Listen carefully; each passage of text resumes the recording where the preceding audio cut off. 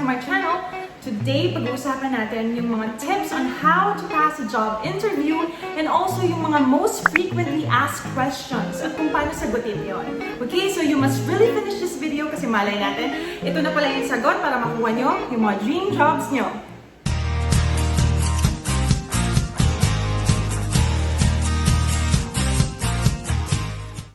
First of all, guys, you must know that interviews doesn't happen once. So usually, meron yung mga sets of interviews. The first interview happens in the HR department or yung Human Resources Development, yung department na yun. Sila yung usually nagko-conduct ng first interview.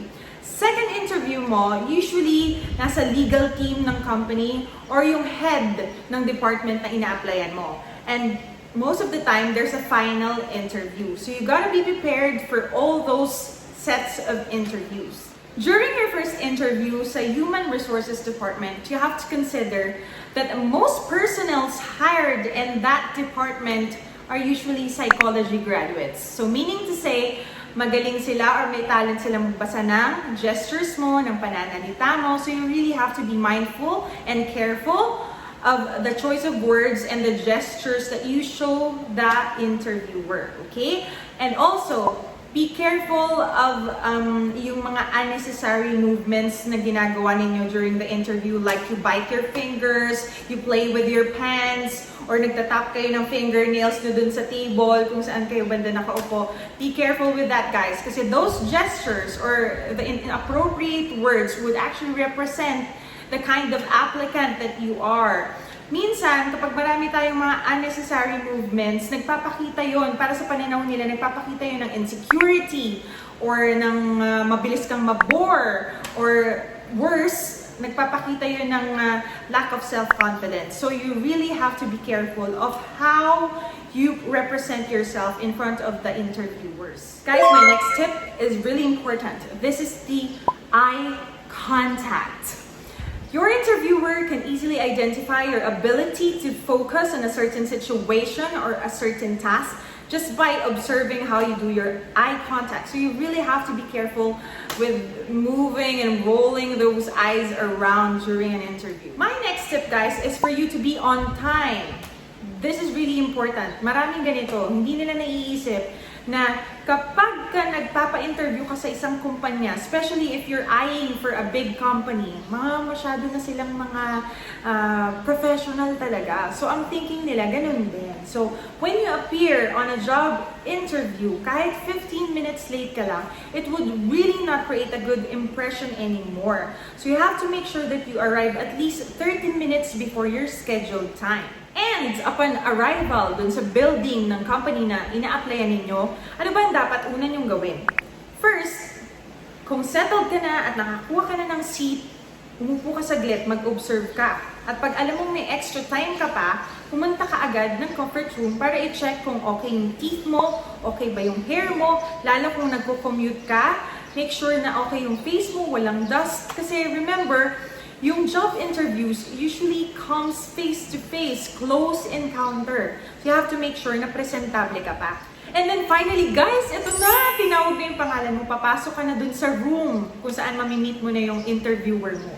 So upon entering the room, make sure that you stand up straight, be confident, and show your interviewer or your interviewers your most confident smile. Focus, and don't forget, eye contact. Alright, next natin pag-uusapan ay yung mga most frequently asked questions during the interview. But before that, make sure kabisado nyo or alam nyo o natatandaan nyo pa yung mga laman ng resume or ng CV ninyo. Bakit? Mostly, kapag pasok nyo ng kwarto, ibibigay nyo yung resume ninyo or nandun na sa interviewer yung resume ninyo. Okay? So kapag may nakalimutan kang fact, for example, anong year ka nga graduate or ano nga yung first job mo, ilang years ka doon at kailan yun, nakalimutan mo. Hindi mo naman pwedeng hiramin doon sa interviewer yung papel mo. So, ano na gagawin mo? Hindi mapapahiya ka na. So you make sure na ready ka sa interview at alam mo kung ano yung mga nilagay mo sa resume mo. Most frequently asked question number 1. Where do you see yourself 5 years from now? So how do you answer this? Sa question na ito, gustong malaman ng interviewer mo kung how long are you willing to stay with them. Okay? Kung ikaw ba yung tipo ng aplikante or ng employee na lipat ng trabaho. So this is how you answer this question. Well, in 5 years, I would love to see myself in the managerial position already. And given the fact that your company is really well known in this field, I am sure that I will be gaining more practical experiences and skills which I can use in the future. With that kind of answer, your interviewer would feel na wala ka naman palang planong umalis agad at kung ano man yung effort nila at yung pagtitrain nila sa'yo ay worth it kasi sa kanila mo rin gagamitin yung mga natutunan mo. Our next most frequently asked question is, what are your weaknesses and strengths? Sa strengths, for sure, marami kayong masasabi dyan. Kasi lahat naman tayo, meron tayong strength na gusto natin talagang ibida sa mga kumpanya na ina-applyan natin. Pero what about if the interviewer asks you about your weakness? How would you answer it? Well, I think my weakness is that I become perfectionist at times. I am very particular with how impressive my work is, and sometimes it gets a little bit too detailed, and I realized that I lose track of time. With that kind of answer, guys, imbis na mapansin ni employer yung weakness na sinabi mo, mas mag-focus na siya ngayon dun sa strength, panibagong strength na nalahad mo, which is perfectionist ka, at saka masyado kang nag-exert ng effort ka mo para mapaganda yung work mo. So, ibig sabihin, yung weakness mo, nagawan mo ng paraan para i-turn siya bilang isang strength mo na for sure magiging additional points para sa'yo. Next frequently asked question is, how do you work under pressure? Here, the interviewer wants to identify your ability to work even if you're experiencing a stressful environment.